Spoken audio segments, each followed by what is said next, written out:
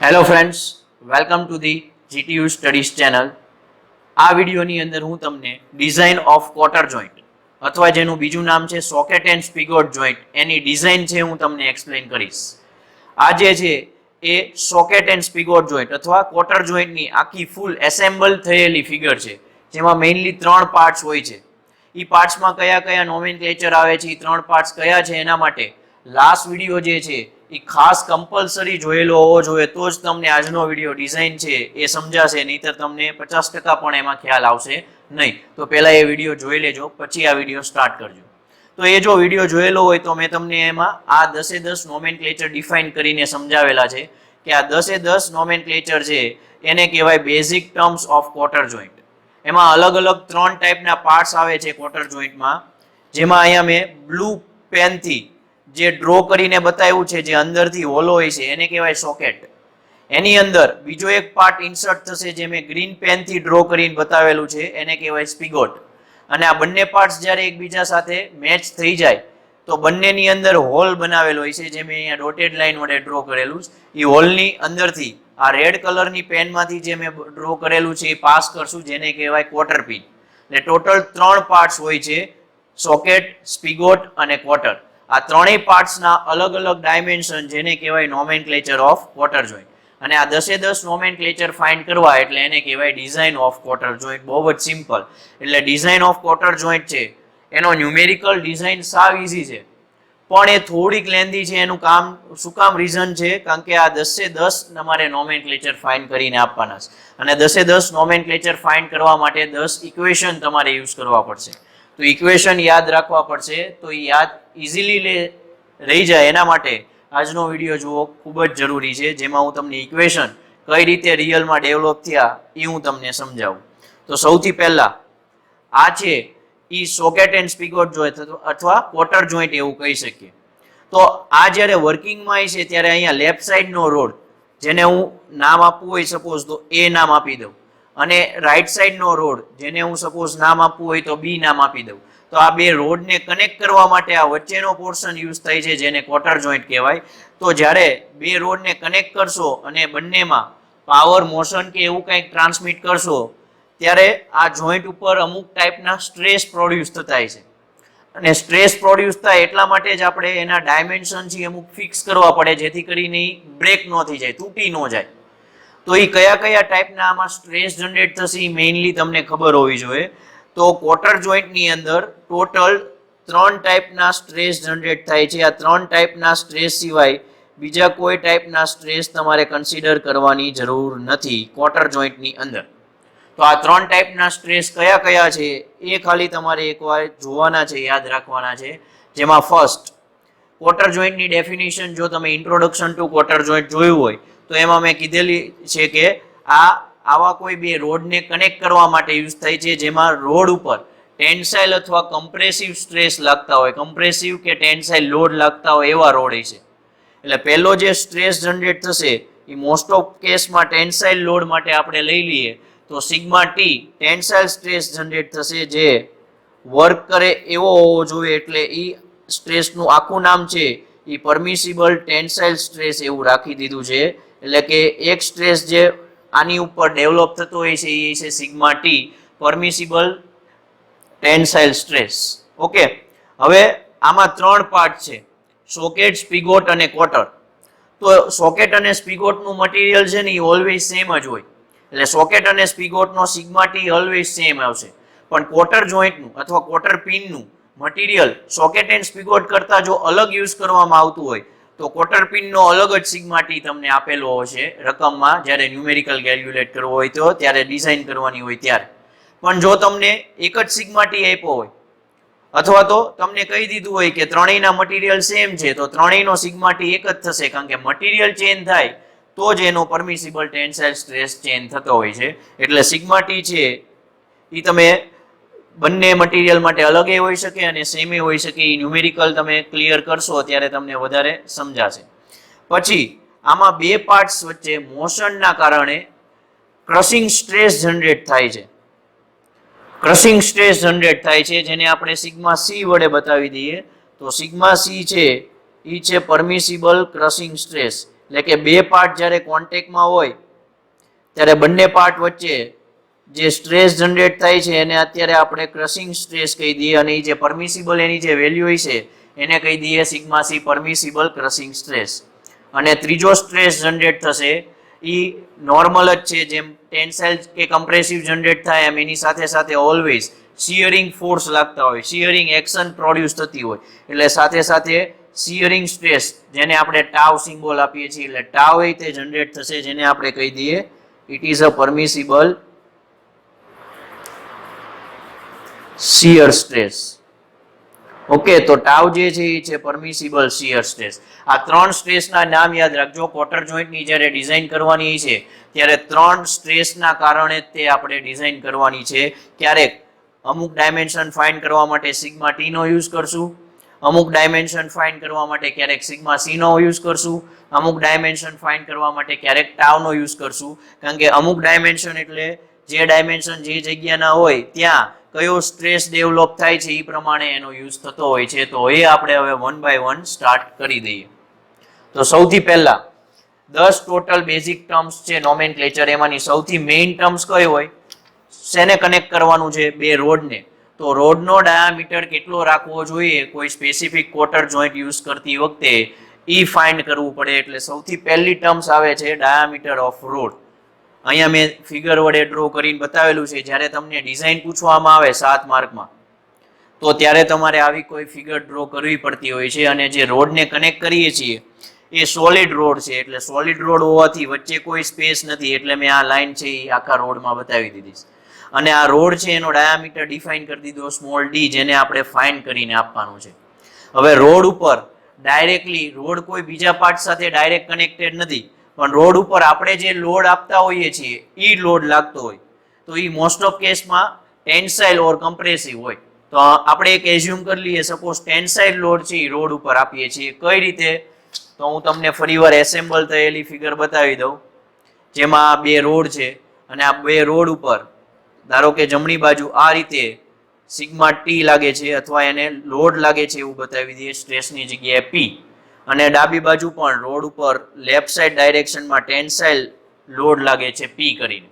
તો આ રીતે લોડની વેલ્યુ પી કહી દઈએ, જે ટેન્સાઇલ ડાયરેક્શન છે એટલે આપણે ટેન્સાઇલ સ્ટ્રેસ જનરેટ થશે. એટલે અહીંયા આપણે ડાયામીટર ઓફ રોડ ફાઇન્ડ કરવા માટે ત્રણ મેં જે સ્ટ્રેસ કીધા એમાંથી કયા સ્ટ્રેસનો યુઝ થશે, સીધું અને સિમ્પલ બહુ જ યાદ રહી જાય એવી વસ્તુ છે. ટેન્સાઇલ લોડના કારણે ટેન્સાઇલ સ્ટ્રેસ જનરેટ થાય એટલે પરમિસિબલ ટેન્સાઇલ સ્ટ્રેસનો યુઝ કરશું. હવે સ્ટ્રેસ એટલે જનરલી શું થાય, તો સ્ટ્રેસ જે ચેપ્ટરમાં સૌથી પહેલા તમે નામ સાંભળ્યું હતું એ ચેપ્ટરમાં સ્ટ્રેસની ડેફિનેશન યાદ કરો તો it is a load upon area. હવે લોડ કેટલો લાગે છે રોડ ઉપર, પી, જે હમણાં જ આપણે ડિફાઇન કર્યો. અને કોના ઉપર લાગે છે, આ રોડ ઉપર. અને રોડનો એરિયા કેટલો થાય, તો રોડનો સેક્શન કેવો છે, સર્ક્યુલર સેક્શન. અને સર્ક્યુલર સેક્શનનો એરિયા કેટલો થાય, જો એનો ડાયામીટર ડી હોય તો π/4 d સ્ક્વેર એનો એરિયા થતો હોય છે. અને એને સ્મોલ ડી કીધું છે એટલે એરિયા તરીકે લઈ લઈએ π/4 d સ્ક્વેર. તો આ પ્રમાણે આપણે આના ઉપરથી ડી ને સબ્જેક્ટ બનાવીએ, એટલે કે અહીંયા પહેલા ડી સ્ક્વેર ને સબ્જેક્ટ બનાવશું. તો P is equal to π/4 into sigma T એવું કરીને આપણે ડી સ્ક્વેર ફાઇન્ડ કરી શકીએ, અને પછી એનું સ્ક્વેર રૂટ વર્ગમૂળ લઈને આપણે ડી ફાઇન્ડ કરી શકીએ. તો આ રીતે તમારે ડાયામીટર ઓફ રોડ ફાઇન્ડ કરવાનો છે, જેમાં કયો સ્ટ્રેસ લાગે છે એ ખાસ યાદ રાખવાનું છે. એટલે હું બ્રેકેટમાં મેન્શન કરતો જઈશ દરેક ટર્મ્સમાં. ટેન્સાઇલ સ્ટ્રેસ જનરેટ થશે. ડન. તો આ થઈ ગયો first part, first terms diameter off road. હવે આપણે સેકન્ડ જોઈએ, thickness of quarter. Thickness of quarter એટલે ત્રણ જે પાર્ટ્સ છે, સોકેટ, સ્પિગોટ અને ક્વાર્ટર પિન, આમાં રેડ પેનમાં જે ડ્રો કરેલી છે એની જો તમે સાઈડમાંથી આનો સાઈડ વ્યૂ જુઓ, આ ફ્રન્ટ વ્યૂ છે, એટલે કે આ બાજુથી તમે જુઓ તો આવો તમને દેખાશે સેક્શન. આ બધા જે પોર્શન જે છે એ સર્ક્યુલર છે અહીંયા, અને વચ્ચેથી આ રીતની એક પિન પાસ થતી આ મેં રીતે દેખાડેલી છે. સર્કલની અંદરથી એ દેખાતી ન હોય એટલે ડોટેડ લાઇનમાં છે, અને બહાર આ રીતે સોલિડ ફોર્મમાં આવી છે. તો એની જે આ રીતની વિડ્થ છે જેને કહેવાય થિકનેસ ઓફ ક્વાર્ટર ટી. તો આપણે ઈ ટી ફાઇન્ડ કરીને આપવાનો છે કે ક્વાર્ટર જે આપણે રાખશું એની થિકનેસ કેટલી રાખશું. અને એમાં કોઈ પણ જાતનો સ્ટ્રેસ ડેવલપ કરાવવાની જરૂર નથી, એ ડાયરેક્ટલી એક રિલેશન ઉપરથી પણ તમે ફાઇન્ડ કરી શકો છો. T is equal two 0.3 into D, અને ડી એટલે આવડવા, જે આપણે ડાયામીટર ઓફ રોડ કીધો છે એ બધાને અલગ અલગ નામ આપેલા છે એટલે કોઈ નામ ક્યાંય મિક્સ નહીં થાય. ડી જે ફાઇન્ડ કર્યો એ જ અહીંયા મૂકવાનું છે. તો બસ આ જ ઇક્વેશનથી તમે સિમ્પલી થિકનેસ ઓફ ક્વાર્ટર તમે ફાઇન્ડ કરી શકશો. અહીંયા કમ્પ્લીટ. આમાં કઈ વધારે યુઝ કરાવવાની જરૂર નથી. આમાં કોઈ સ્ટ્રેસ જનરેટ નથી થતો એટલે બ્રેકેટમાં હું લખતો પણ નથી. તો આ હતી સેકન્ડ ટર્મ્સ. ઓકે, બહુ જ easy terms, thickness of cotter. હવે થર્ડ ટર્મ્સ ઉપર જઈએ, diameter of spigot. Okay, diameter of spigot છે એ તમારે 2 વાર ફાઇન્ડ કરવાનો છે અને 2 માંથી જે પણ વધારે આવે, જે પણ મોટો આવે એ આપણે સિલેક્ટ કરશું. 2 વાર શું કામ ફાઇન્ડ કરવાનો છે? કારણ કે ડાયામીટર ઓફ સ્પિગોટ એટલે કયા પાર્ટ્સનો ડાયામીટર છે એ ફરીવાર તમને દર વખતે એસેમ્બલ થયેલી ફિગર બતાવીશ. એમાં જે અહીંયા આવડી આ જે ગ્રીન લાઈન દેખાડું છું, આ ગ્રીન લાઈન વચ્ચે જે આવડો આ ડાયામીટર થયો, જે ઇન્ટરનલ ડાયામીટર ઓફ સોકેટ પણ કહેવાય, કારણ કે હોલો પાર્ટ છે સોકેટનો, જેની અંદર સ્પિગોટ આપણે એન્ટર કરાવીએ છીએ એટલે એને ડાયામીટર ઓફ સ્પિગોટ પણ કહેવાય. પણ અત્યારે આપણે એને ડાયામીટર ઓફ સ્પિગોટ તરીકે ડિસ્ક્રાઇબ કરી દઈએ. તો ડાયામીટર ઓફ સ્પિગોટ જે ફાઇન્ડ કરવાનો થાય છે, ત્યાં ટોટલ 2 સ્ટ્રેસ જનરેટ થાય છે, એક ટેન્સાઇલ સ્ટ્રેસ અને એક ક્રશિંગ સ્ટ્રેસ. એટલા માટે બંને સ્ટ્રેસનો વારાફરતી યુઝ કરીને આપણે 2 વાર ટોટલ ડાયામીટર ઓફ સ્પિગોટ ફાઇન્ડ કરશું અને બંનેમાંથી જે વધારે આવશે એ આન્સર આપણે છેલ્લે સિલેક્ટ કરશું. તો ડાયામીટર ઓફ સ્પિગોટમાં કઈ રીતે ટેન્સાઇલ સ્ટ્રેસ જનરેટ થશે તો એની ફિગર અહીંયા છે. જ્યારે ડાયામીટર ઓફ સ્પિગોટ આપણે ફાઇન્ડ કરતા હોઈએ અને ટેન્સાઇલ સ્ટ્રેસ થી આપણે કન્સિડર કરવો હોય તો એની માટેની આ ફિગર છે તમારે જોવાની, જેમાં વચ્ચેથી કોટર પિન પાસ થતી હોવાથી એટલો પાર્ટ છે એ મેં હોલો બતાવેલો છે અને બાકીનો પાર્ટ સોલિડ બતાવેલો છે. એટલે કે ટોટલ આ સર્કલનો એરિયા ફાઇન્ડ કરવાનો છે, જેમાંથી આટલો પોર્શન કટ કરવાનો છે એટલે તમને આટલાનો એરિયા મળે. હવે ટેન્સાઇલ સ્ટ્રેસ એટલે શું થાય?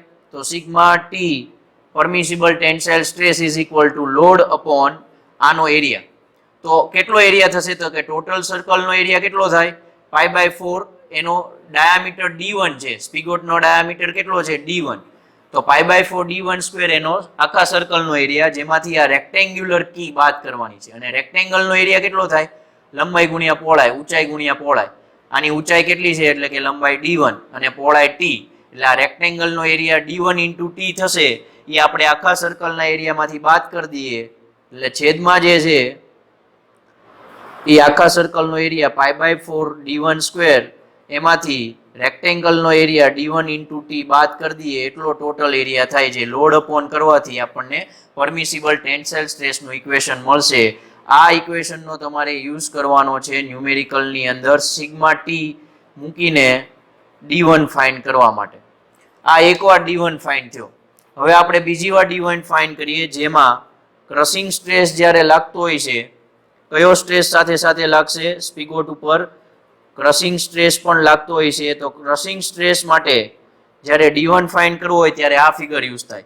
આ નોમેનક્લેચર થોડાક ઊંધા લખાઈ ગયા છે. આ d1 લખેલું છે અને આ t લખેલું છે. તો આ રેક્ટેન્ગ્યુલર જે કી હોય છે એ કી ઉપર ખાલી ક્રશિંગ સ્ટ્રેસ જનરેટ થાય.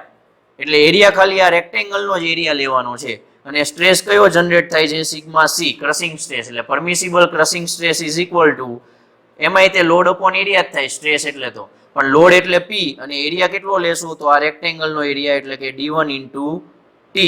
ખાલી બહુ જ simple equation, area d1 * t, load upon area કરો, સિગ્મા સી મૂકો. આમાં તમે d1 ને સબ્જેક્ટ બનાવશો એટલે કે p/ સિગ્મા સી * t કરશો એટલે આમાંથી તમને d1 છે એ મળી જશે અને આમાંથી તમને d1 છે એ મળી ગયું છે.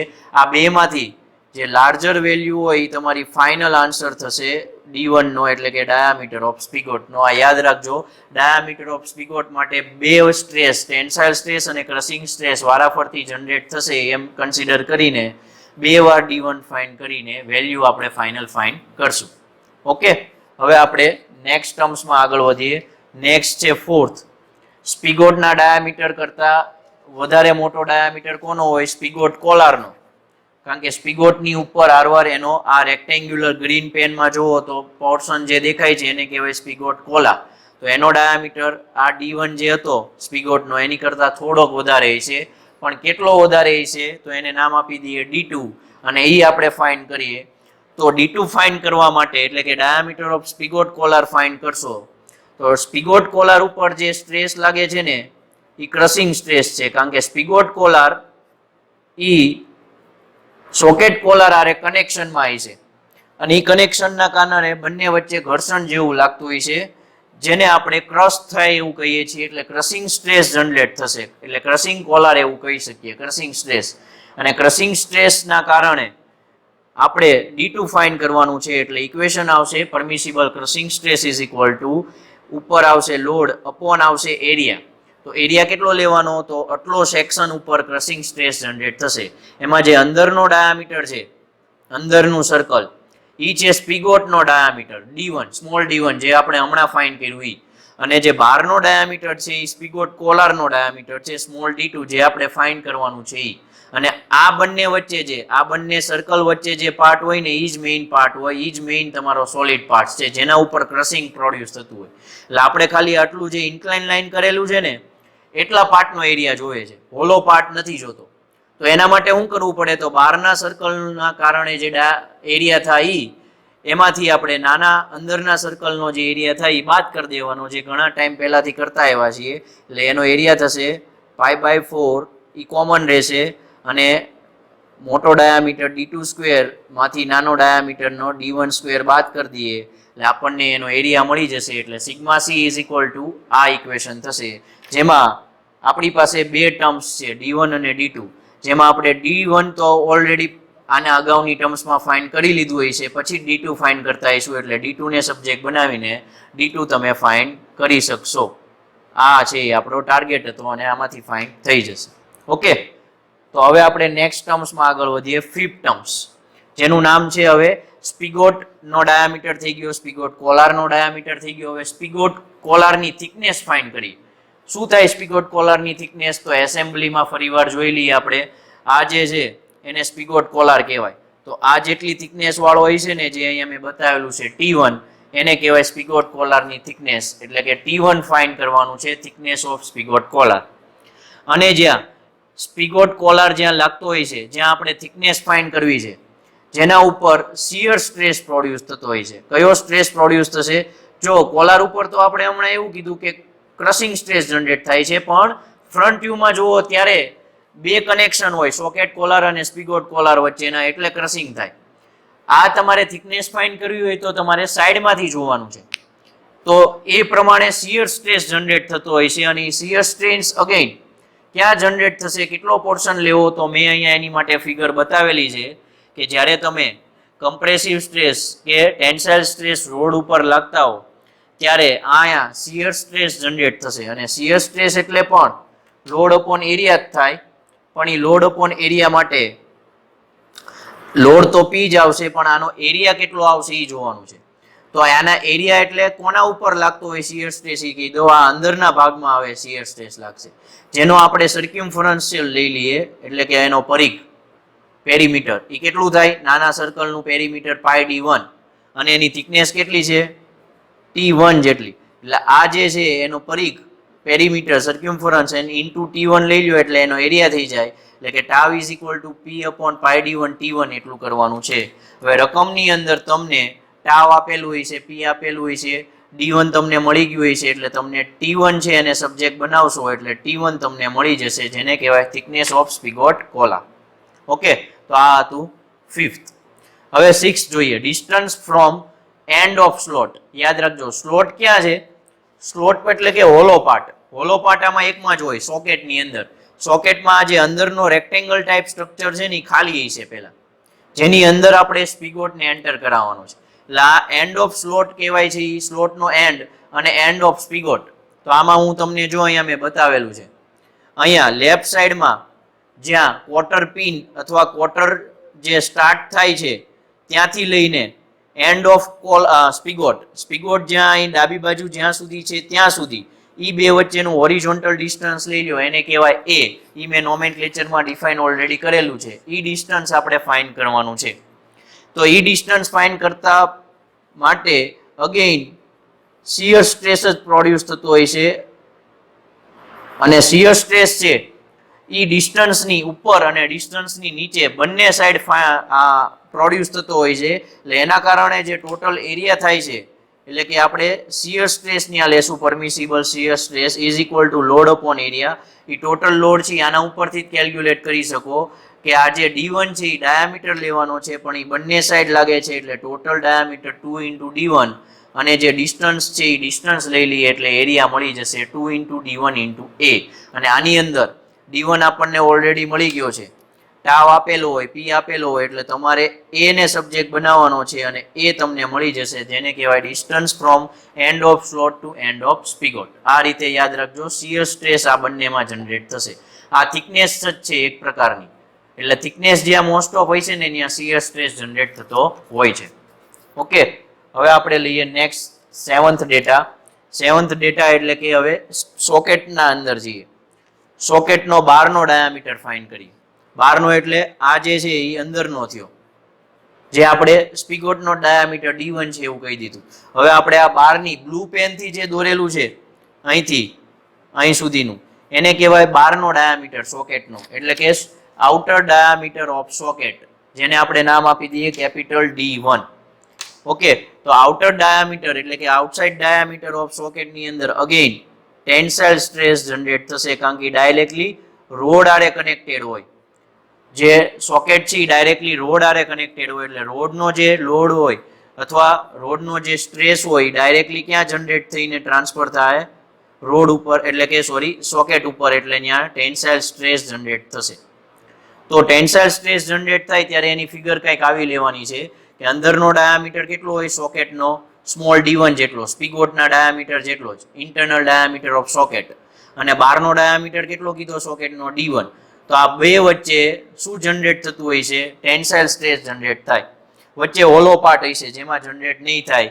હવે ટોટલ એરિયા લેવાનો છે તો આપણે મોટા સર્કલમાંથી નાના સર્કલનો એરિયા બાદ કરીએ એટલે એટલાનો મળી જાય, પણ હજી એટલાનો એરિયા નથી લેવાનો. આ વચ્ચે વચ્ચે જો ખાલી મેં મૂકેલું છે જ્યાં ક્વાર્ટર પિન છે, એટલે આ ક્વાર્ટર પિનનો જે ઉપર અને નીચેનો એરિયા છે એ પણ માઇનસ કરવાનો ટોટલ એરિયામાંથી. એટલે કે તમે અહીંયા ઇક્વેશન મૂકો કે tensile stress sigma T is equal to load upon area. એમાં પહેલા એરિયા ટોટલ કેટલો થાય આખા સર્કલનો, π/4 D1 સ્ક્વેર. એમાંથી આ નાના સર્કલનો એરિયા બાદ કરી દો π/4 સ્મોલ D1 સ્ક્વેર, એટલે એ વધશે π/4 D1 square minus small D1 square.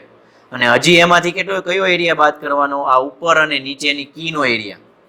તો એ કેટલી થશે તો કે આની લેન્થ કેટલી થાય તો એની લેન્થ થશે D1 માઇનસ સ્મોલ D1 જેટલી, અને એની થિકનેસ કેટલી છે સ્મોલ T જેટલી. આટલો એનો એરિયા થશે રેક્ટેંગલનો.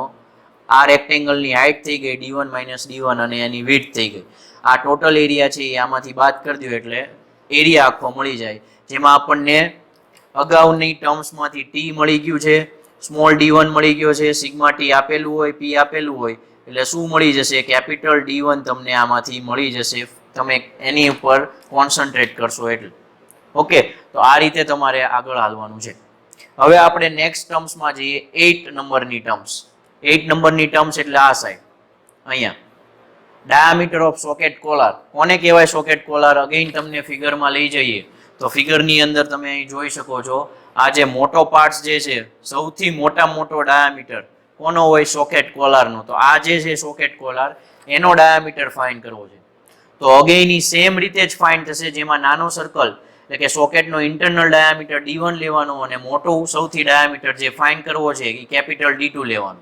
પણ એમાં પિન છે એ હવે કન્સિડર થતી નથી, એટલે કે એ પોતે જ રિજિડલી કનેક્ટેડ છે એટલે એનો એરિયા છે એ થોડોક અલગ આવશે અને એના ઉપર ક્રશિંગ સ્ટ્રેસ જનરેટ થશે. કારણ કે સ્પિગોટ કોલારમાં કયો સ્ટ્રેસ જનરેટ થતો હતો? Crushing stress. તો સોકેટ કોલારમાં ક્રશિંગ સ્ટ્રેસ જ જનરેટ થશે કારણ કે એ પણ સ્પિગોટ કોલાર આરે કનેક્શનમાં છે અને એ સ્પિગોટ કોલારમાં કનેક્ટેડમાં હોવાના કારણે ક્રશિંગ જનરેટ થાય તો અહીંયા પણ ક્રશિંગ જનરેટ થશે. એટલે diameter of socket Kolar find કરવા પણ ક્રશિંગ સ્ટ્રેસ સિગ્મા C નો યુઝ કરશું લોડ અપોન એરિયા.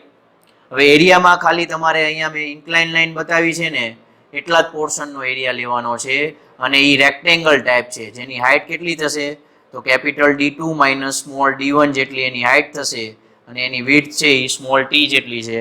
તો આ એનો એરિયા થશે અને એના ઉપરથી આપણને સ્મોલ T મળી ગયો, સ્મોલ D1 મળી ગયો છે, કેપિટલ D2 ને તમે સબ્જેક્ટ બનાવશો એટલે કેપિટલ D2 પણ તમને મળી જશે. તો તો આ હતી 8 નંબરની ટર્મ્સ. હવે જોઈએ 9 નંબરની terms, thickness of socket Kolar. બરોબર, સોકેટ કોલારની થિકનેસ, જેમ સ્પિગોટ કોલારનો ડાયામીટર ફાઇન્ડ કર્યા પછી એની થિકનેસ ફાઇન્ડ કરી હતી, એમ સોકેટ કોલારના ડાયામીટર ફાઇન્ડ કર્યા પછી ક્વાર્ટર પિનની રાઈટ સાઈડ સોકેટ કોલારનો કેટલો પોર્શન છે વધેલો, એને એની થિકનેસ કહેવાય, જે મેં અહીંયા ડિફાઇન કરી હતી લાસ્ટ વિડીયોમાં, સી તરીકે એ સી ફાઇન્ડ કરવાનું છે.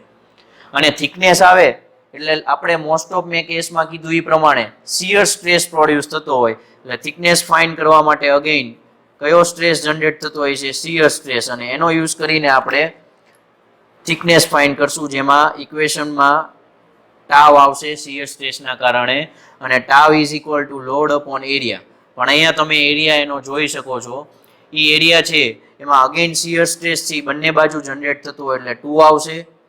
એની જે હાઇટ છે એ D2 માંથી D1 જેટલી બાદ કરી દો એટલે એની હાઇટ થશે, અને એની વિડ્થ જે છે એ C જેટલી છે એટલે ઇન્ટુ C કરી દો, જેમાં બધા ફાઇન્ડ થયેલા પડ્યા છે C સિવાય, એટલે C ને સબ્જેક્ટ બનાવશો એટલે C ફાઇન્ડ થઈ જશે.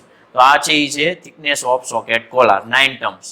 અને હવે એક ટર્મ્સ બાકી રહી, લાસ્ટ ટર્મ્સ, જેને આપણે કહી દઈએ વિડ્થ ઓફ ધી ક્વાર્ટર, જે થોડીક અગત્યની છે અને થોડીક પછી કોમ્પ્લિકેટેડ છે, એટલે ધ્યાન આપવું જરૂરી છે ખાલી.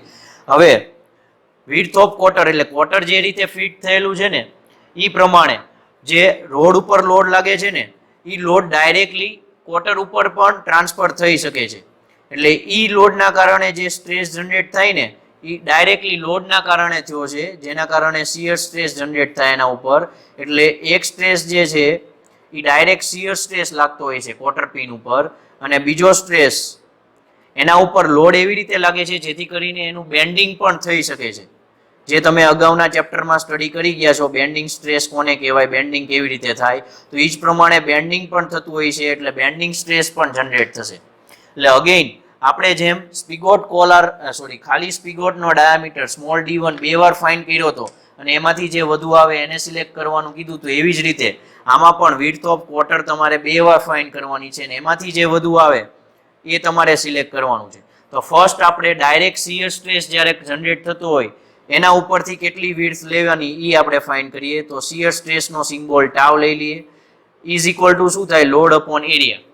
લોડ P લઈ લઈએ, અને એરિયા જે છે એરિયા એનો થશે વિડ્થ ઇન્ટુ એની થિકનેસ, અને બે બાજુ લાગતું હોય એટલે 2 ઇન્ટુ વિડ્થ ઇન્ટુ થિકનેસ એનો એરિયા, એટલે કે 2BT. આની ઉપરથી T આપણી પાસે હશે, P હશે, ટાવ હશે, B ને સબ્જેક્ટ બનાવશો એટલે B ફાઇન્ડ થઈ જશે. અને સેકન્ડ જે મેઇન છે, જે તમારે યાદ રાખવું જરૂરી છે, જેના માટેની આ ફિગર મેં ડ્રો કરીને બતાવેલી છે. આ ફિગર જો તમે ઓબ્ઝર્વ કરશો તો તમે જો ક્વાર્ટર પિન જુઓ ને તો લોડ જે છે ટોટલ લોડ ક્યાં ટ્રાન્સફર થશે, આ રીતે વિડ્થ ઉપર. તો ટોટલ લોડ P જે છે ઈ હાફ પોર્શનની ઉપર P/2 લાગશે અને હાફ પોર્શનની નીચે P/2 લાગશે, જેને સપોર્ટ આપવા માટે આ બાજુથી બે સપોર્ટ રિએક્શન ફોર્સ ક્રિએટ થતા જોવા મળશે. અને આ રીતે સપોર્ટ રિએક્શન્સ અને લોડ ને એવું બધું લાગતું હોય એટલે બીમ જેવો પોર્શન થઈ ગયો, અને બીમ હોય ત્યાં શું જનરેટ થતું હોય, બેન્ડિંગ થતું હોય, અને બેન્ડિંગ મોમેન્ટ જનરેટ થતી હોય. એટલે સૌથી પહેલા બેન્ડિંગ મોમેન્ટ કેટલી જનરેટ થશે એ આપણે જોઈએ. તો આ જે પ્રકારે મેં ડિસ્ટન્સ બતાવેલા છે કે આ જે છે સપોર્ટ રિએક્શન એ આ રીતે યુવીએલ ફોર્મમાં યુનિફોર્મલી વેરાઈંગ લોડ છે અથવા તો સપોર્ટ જે છે એ એક સરખો નહીં પણ ધીમે ધીમે વધતો જાય એ રીતે લાગે છે, જેમાં આ સપોર્ટ બે સપોર્ટ વચ્ચે ડિસ્ટન્સ D1 જેટલું છે, અને આખો જે ડાયામીટર છે એટલે આખું જે પોર્શન છે એનું ડાયામીટર છે કેપિટલ D2 જેટલો છે. તો એના ઉપરથી મેક્સિમમ બેન્ડિંગ મોમેન્ટ છે એનું ઇક્વેશન સમજવા જેવું છે, પણ આપણે અત્યારે ડાયરેક્ટલી યાદ રાખવાની જરૂર પડે છે એટલે યાદ જ રાખી લઈએ. એ આવશે મેં કીધું એમ લોડ કેટલો લાગે છે P/2 જેટલો, એટલે કે P/2 into બ્રેકેટમાં D2 minus D1 અને ટોટલી 6 ટાઈમ્સ જેટલો, છઠ્ઠા ભાગ જેટલો લાગશે, અને પ્લસ જે ડાયામીટર છે નાનો ડાયામીટર D1 એનો ચોથા ભાગ કરીને એમાં એડ કરી દો, એટલે આટલું ડિસ્ટન્સ લઈ લો અને ઇન્ટુ આ P/2 લોડ કરી લો એટલે મેક્સિમમ બેન્ડિંગ મોમેન્ટ મળી જશે. આ તમારે ફાઇન્ડ કરવા માટે યુઝ કરવાની છે. હવે આપણે અગાઉના જો તમે ચેપ્ટર સ્ટડી કરી ગયા હો તો બીમ હોય ત્યાં બેન્ડિંગ સ્ટ્રેસ ને એવું જનરેટ થતું હોય, બેન્ડિંગ મોમેન્ટ ઓફ ઇનર્શિયા, તો એના માટે ઇક્વેશન આવે ફ્લેક્ચરલ સ્ટ્રેસ ઇક્વેશન. કેવું ઇક્વેશન આવે? Flexural stress equation.